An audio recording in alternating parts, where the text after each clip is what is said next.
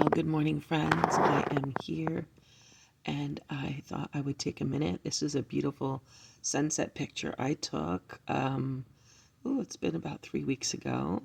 And it really ties in with the poem that I wrote yesterday.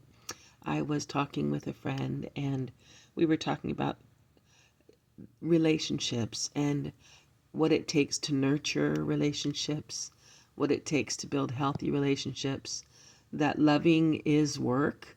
It's the greatest blessing we'll ever experience, and the greatest joy, but it's also, um, it takes nurturing and it takes patience and it takes forbearing and it takes kindness and it takes um, humility and integrity and transparency, and it's not easy. That's what I would say.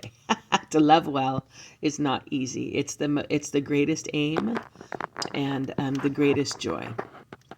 And saying all that, we were talking about the reality of what, like, staying courteous and staying kind, and that even sometimes while you're staying kind and while you're staying courteous, that you still may not be loved.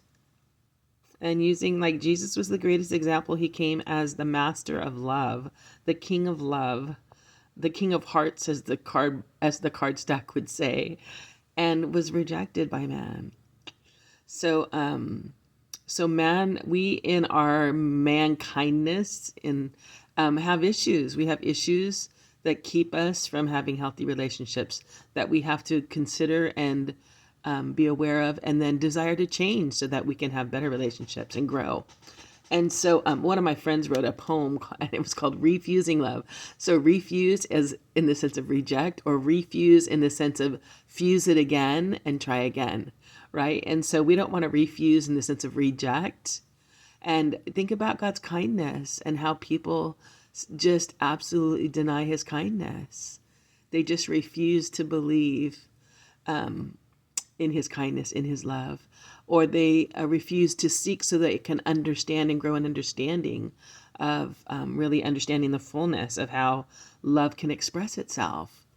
So, with all of those thoughts in my head, I wrote a little poem yesterday for a friend who went through a similar situation that I had a while back ago, and I thought she would be amused. And so I just took a few minutes and penned it.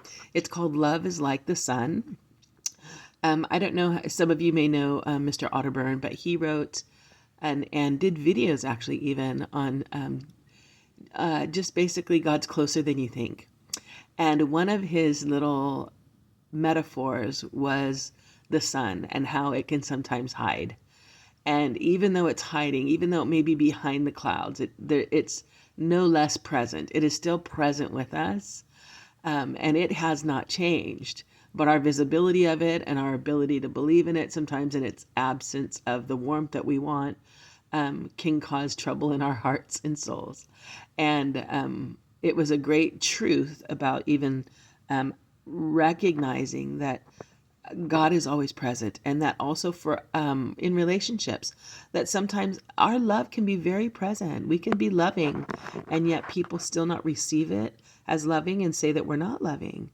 And so, with those thoughts, this title is called "Love is Like the Sun." Love is like the sun, faithful in each day. It can hide behind a cloud, but only seems to go away. Like circumstances just like these can sometimes make it seem my love is gone or distant, but it's a steady stream. Often it is you who's wandered off within your heart. You are wise, but sometimes stubborn. You've got to do your part.